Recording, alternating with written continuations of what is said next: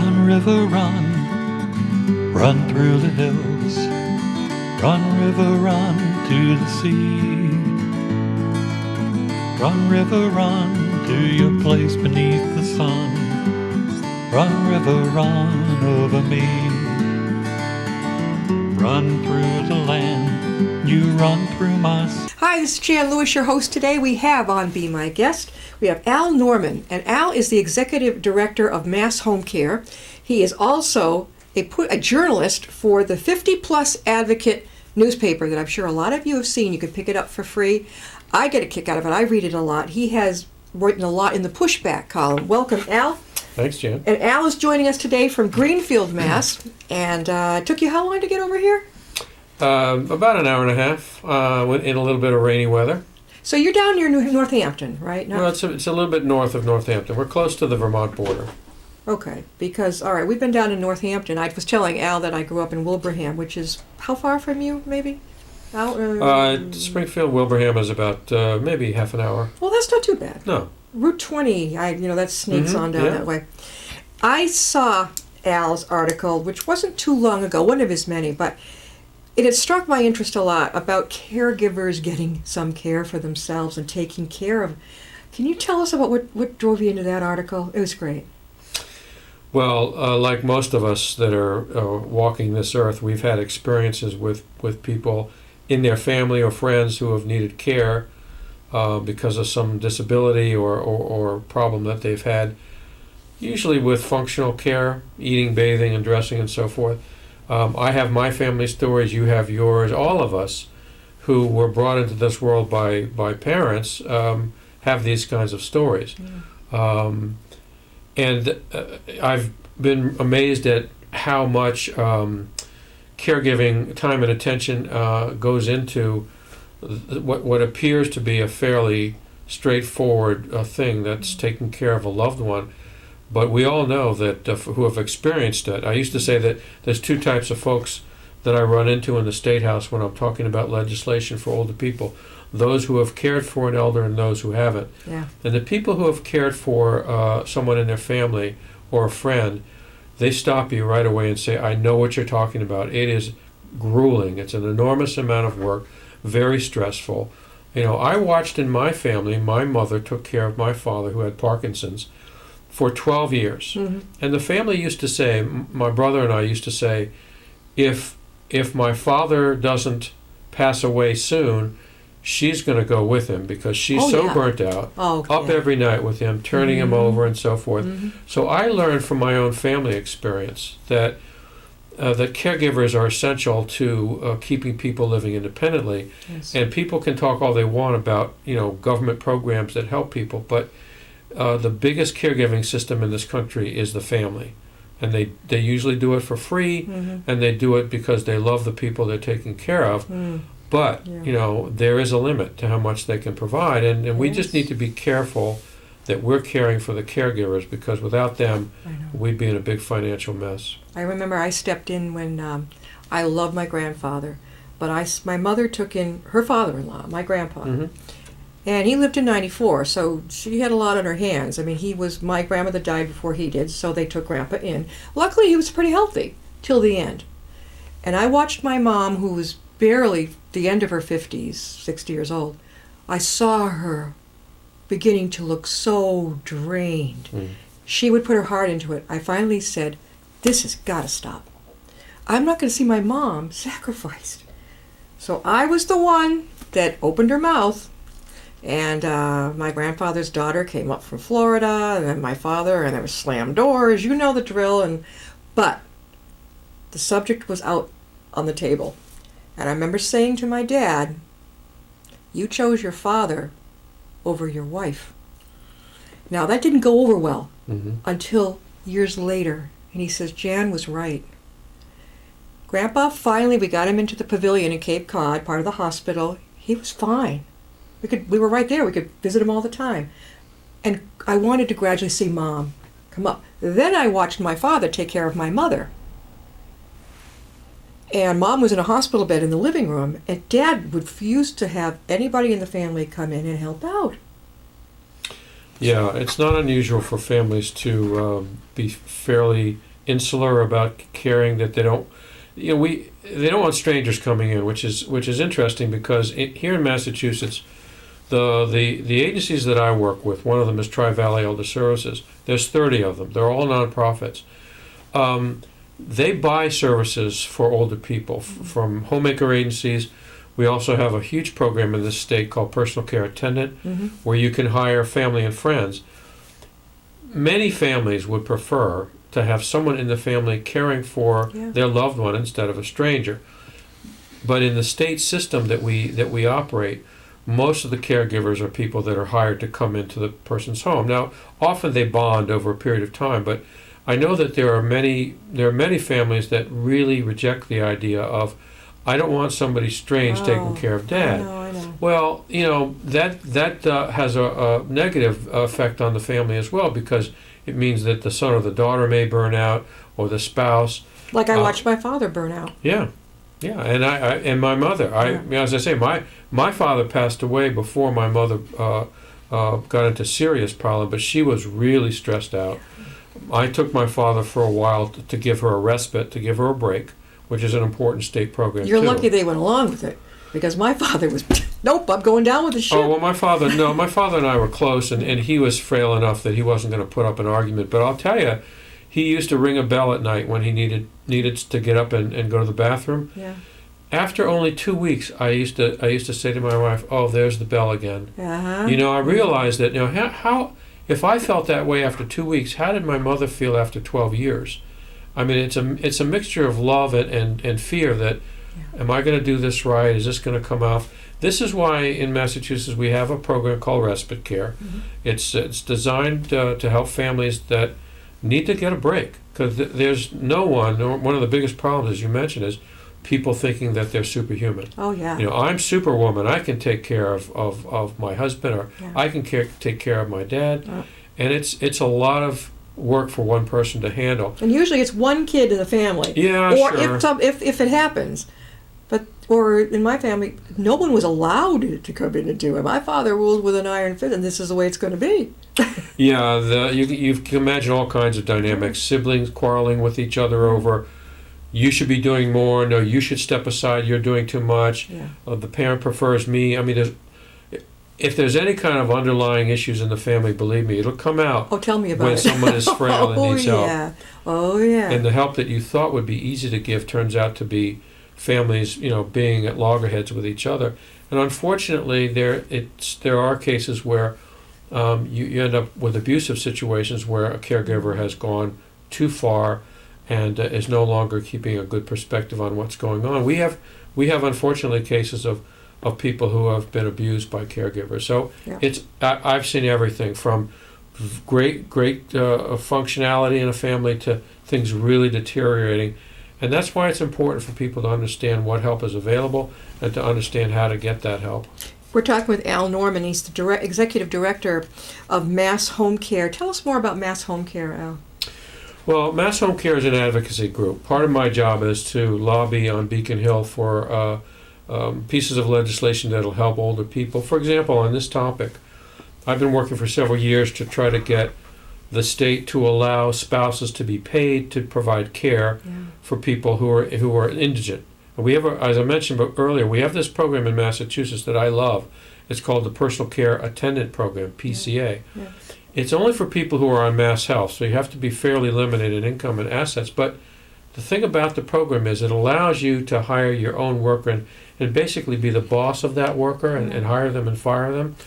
But up until around the mid-'90s, the only people you could hire were strangers. Yeah. You could hire Fred down the block or Bill, but you couldn't hire family members. So we pushed for laws to be changed so that today you can hire any family member with the exception of the spouse. Now, for me, that's crazy because that's nuts. For example, I was talking to some friends at the Veterans Administration. This is a federal program now. The federal government has a program in Massachusetts that allows veterans who are disabled to have their spouse take care of them. Yeah. Well, think about the 35, 40-year-old veteran who maybe was back from the wars in Iran or Iraq, Afghanistan, and they're back, and they're disabled, and now the VA has a program that allows the spouse to be paid to provide their care, which I think is terrific. Yeah, makes sense. But if you're a senior, forget it. You can't do that under the PCA program. Spouses are not allowed. Why? Now, you could, if you were, for example, if you were a Vietnam vet in your 60s, Yep. you could go to the VA and ask for a program, home and community-based services. But if you're the same age person, but you weren't in the service, you can't have your spouse be a paid caregiver because the rules in this state still have not changed. I've been trying for about 5 years. I think we're going to get it this year. The bill passed last June in the Senate unanimously. But things like that, what Mass Home Care does is look for opportunities to improve the situation for older people by passing laws or programs that we think would help them. And our goal, we call it the 3 possibles, Right. to help older people live at home in the least restrictive setting possible, at the highest level of functioning possible, for as long as possible. And that's all we're trying to do. It's not very fancy, but you wouldn't believe how many obstacles you run into when you actually get down to trying to get legislation Red passed. tape and bureaucracy. Ugh. Absolutely. God, how long have you been working? What made you so interested and so good at what you're doing, helping seniors? Well, my light answer when I'm speaking to senior groups is that I liked working with seniors so much I became one. No. Because I'm on Social Security myself. But are you a boomer or a senior? I'm a boomer. Yeah, I'm a Social Security recipient. I'm It seems weird, doesn't it? It just seems weird. It is Our weird, group but- is like in their 50s up to this. Yeah, no, I'm old enough to get Social Security and Medicare, but I'm still working. Oh, yeah, I think. So a lot Uncle are. Sam is getting most of my Social Yeah. Security again. Yeah.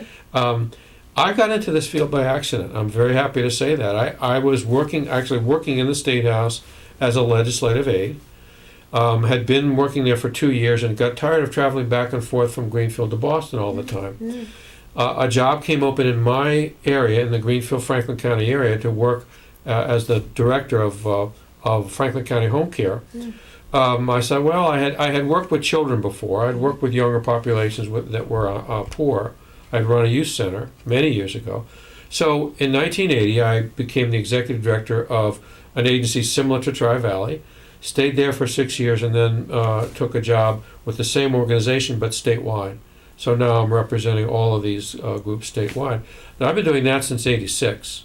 Whoa. So I've been around a long time. Now, when did you start working for the 50-plus advocate? Probably in the early '90s, because I don't exactly remember when they got going, but they asked me to start doing editorial columns. Now, what made them? How did they know that you would be good at it? And you are good. Well, they saw me in news stories. There'd be a story in the Globe or a story in the Boston Herald or about work that we were doing and mentioned my name, and so they contacted me and said, "Would you write a column for our newspaper?" Yeah. Which at the time was around 100,000 circulation. I said I'd be delighted to. So I've just been doing it once a month, Yeah.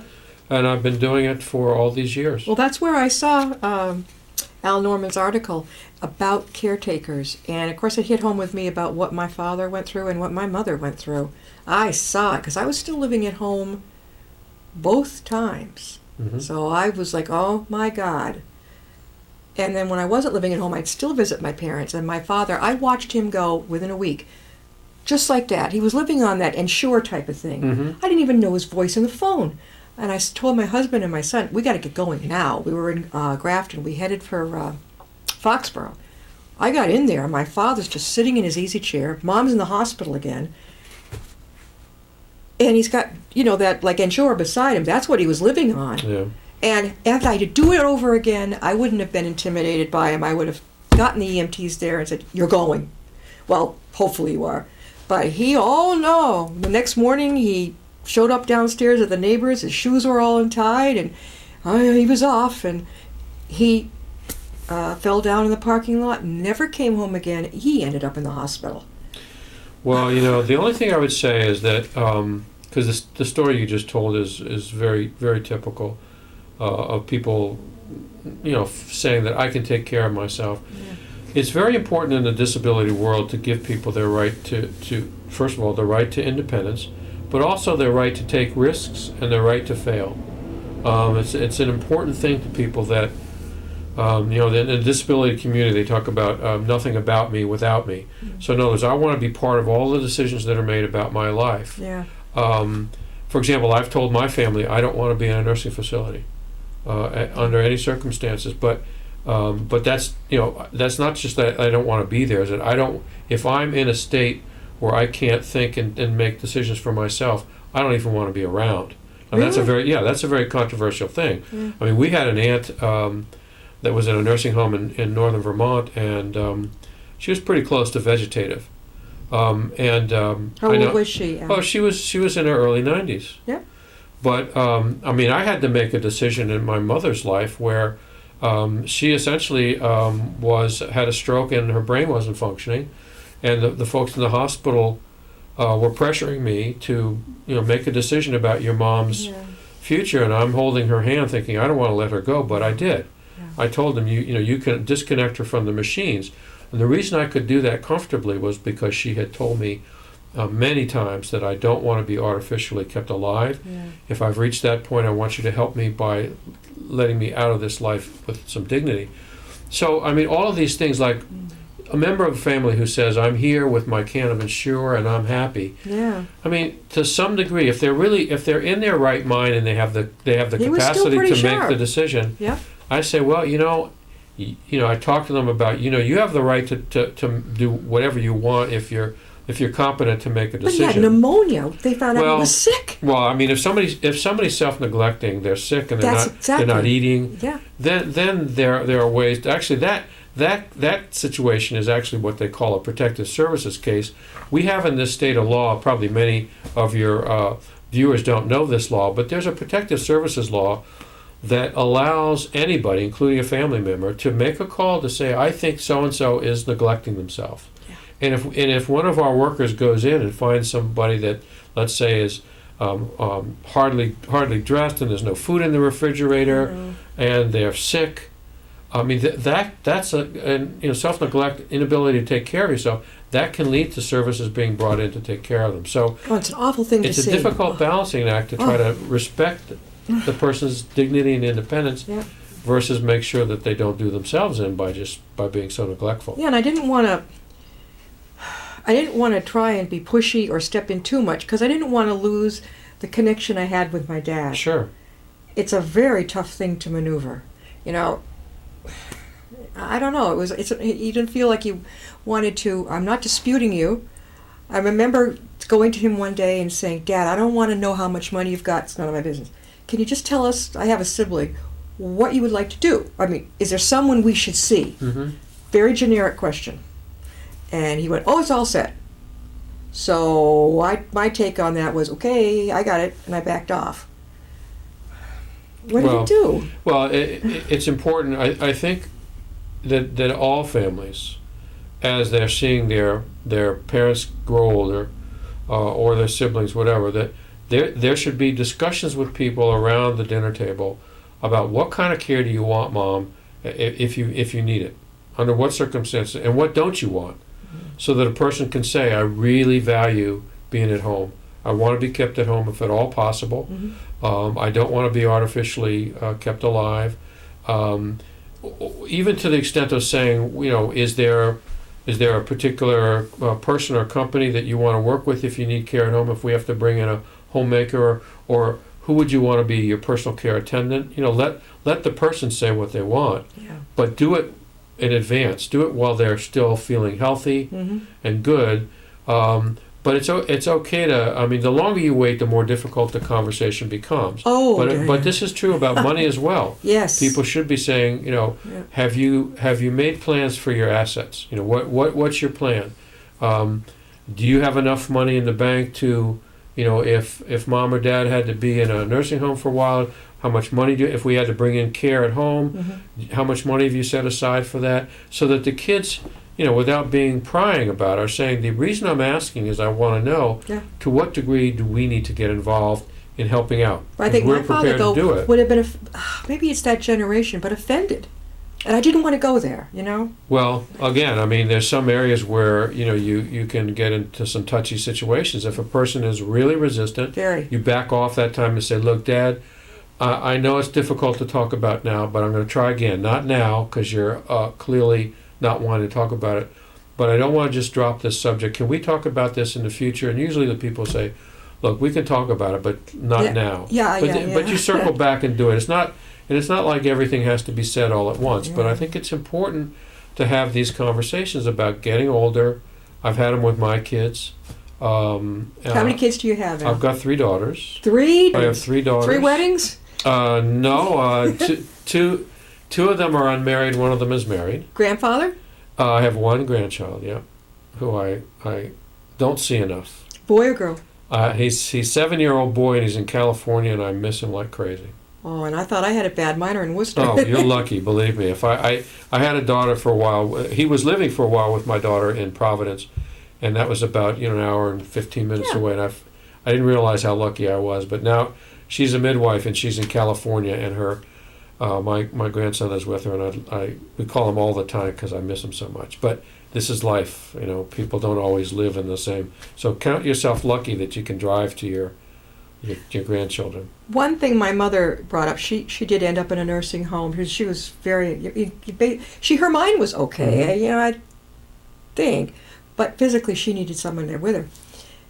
And one thing that makes me cringe is that our seniors, they're afraid to ring the bell at night in the nursing home because the night crew can be very nasty. She was afraid. And then one time some male crew gave her a bath. I'm like, what? She felt helpless. Well, just so that your listeners know, that the people watching, there is it's called the ombudsman program. Every nursing facility has an ombudsman, and if a resident says to the staff, "I want to talk to the ombudsman," they have a right to talk to the ombudsman, who is independent. They don't work for the nursing home, and they can say, "I don't like how I'm being handled. They're not talking to me with respect." Whatever the issue is, food is lousy. Whatever the issue is, people do have a right to raise a complaint, and those complaints do get investigated. But she was afraid that there would be the backlash. If they were alone in her bed at night. I understand. She was not an aggressive person. Right. She was very sweet. Right. So she was like, "Don't say anything, Jan. Please don't say anything." Well, the other thing is that I found a lot of older people don't want to be a bother to anybody. No. My aunt, if she rolled out of bed, and she had a emergency response button that she was wearing, she wouldn't hit it because she didn't want to bother people to have to get up in the night to come and see her. And we said, "What do you think you have the button for? Yeah. If you fall out of bed and you can't get back into bed, push the button, you'll get help." But she wouldn't do it because she didn't want to bother people. She didn't want to inconvenience them. This is just a mentality that it's very charming, but it's not. It doesn't lead to good care. Seeing a trend here, definitely. This is not our grandparents and parents' senior world anymore. Because us coming up in the generations, I think we have more expectations. I think we're more not afraid to speak up. I was looking into the ombudsman program too, but my mother practically begged me, don't say. So what do? You got a mother who's scared to death, and she. Well, I tell you, there's a difference between the baby boomer generation and the one that preceded us. Folks that are my age, who spoke out in the '60s, they will tell people what they want. Oh yeah. If they think they're not being treated fairly, well, I don't care whether it's the phone company or a nursing home, they will tell them what they want. So I do think there's been some generational changes. I feel like my generation is much more outspoken than my parents' generation was. They would go along to get along. My parents would not complain about anything. Yeah. Whereas I think a lot of younger people are saying, this isn't right, I'm not being treated right, and I want something to change. And I think that's healthy. And a lot of us with millennial kids, I'm not sure what they are yet. I'm not sure if my son will speak up. He might, but they're so into their gadgets. Right, I know. I've always encouraged my kids to be socially involved in their communities, to speak out. If they think something is wrong, to say it, and to not be reluctant to try to make the world a better place by saying what it is that you think needs to happen. And in other words, being an activist. Because my whole life has been being an activist and being someone who, my saying is a good activist is sometimes happy but never satisfied. Oh yeah. So if somebody says, "Well, we just got another $2 million for home care," I say, "That's great. Yeah. Now you want to hear about my list of other battles that we're fighting," because the battles go on; they never end, and it's really a matter of treating our older people with respect and dignity. And I don't think in this country we're there yet. No, not I mean, yet. people talk about the greatest generation. That's nice. Yeah. But when I see how people are being warehoused in nursing homes, I can't stop. I've been very blunt and outspoken about nursing facilities. And it's not because I just don't like the people who work there. The model is wrong. Mm. It's not a form of care that's conducive to people getting, being as healthy as they can. So that's another battle for another time. I know my mother actually, I couldn't believe it. She had she shared a bedroom, in the nursing home with another older lady. And their beds, they faced each other. Mm-hmm. And Mom was just very quiet. She was just sitting there. The lady died right while my mother was sitting there in the bed. Instead of pulling the curtain, the staff was just all over there. My mother was watching all of this. And I know it affected her. If I'd been there, I would have said, guys, we're pulling the curtain right now. I'm taking my mother down to the activity room, and that's it. Right. She should be seeing this. Right. So the message from that story is it's time to pull back the curtain on nursing homes and say, no, this is not what we want for our loved ones. Because I think that things are changing, but it requires people like you and me and your viewers to speak out about what they want. I know I had to reach out to, I forgot what county it was in, the Elder Protective Services. That's another story for another day about my parents. And, I had no hesitancy. Pick up that phone, get in touch with them, see who I could bring on board. Because you have nothing to lose. So if someone says, no, I'll go somewhere else. Al, how can people get in touch with you? Well, they can. My email is info@masshomecare.org, or they can call me at 978-502-3794. There's also an 1-800-AGE-INFO is the general phone number that I would call if you're looking for services, because you can call that number and press 1, and it'll automatically connect you to the our member agency that's in your zip code. Okay. So it can help you get directly connected to find out about services or any other elderly benefits that's available. 1-800-AGE-INFO. What about somebody who's a senior wondering about this reverse mortgage thing and this type of stuff? Can anybody?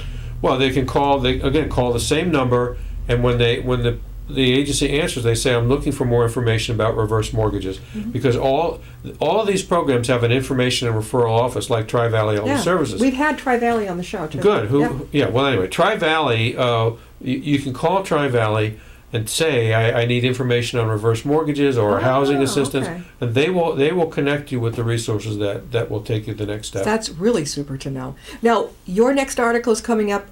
We have the March one is out. The April one's coming out of 50 Plus Advocate, right? Yeah, towards the end of, actually I think in their publication it's the beginning of each month. The beginning. Yeah. And you can get this for free. I mean, people who don't realize out there, this is pretty cool. You can, where do I pick it up? I've picked it up, I think, at Tatnuck Bookseller. I've picked it up, I think, at UMass Medical. Yeah. I picked it up over there. It's pretty cool to find. And there's some really good articles. You don't have to be, called a senior or anything like that. I think I was curious about it years ago, because I wanted to see what was in it and it's sort of like what's coming. I wanted to kind of be prepared. Yeah. I mean, I don't know if that's peculiar to our generation or not, but I want to keep on top of everything, which you can't always do. Well, again, I think that's the boomers want a lot more information than their parents did. Yeah, I'm not afraid to speak up. If I'm having surgery, I prefer this, and this, if you can help me out here. And I'll definitely speak up. My husband will tell you. I'm like, this is what, and they, okay. Right, and if you don't take care of yourself, who will? So that's the mantra: is get out there and be active, speak for yourself, and speak for others who need your help. Thank you, Al. My pleasure. Thank you. Have me back sometime. No.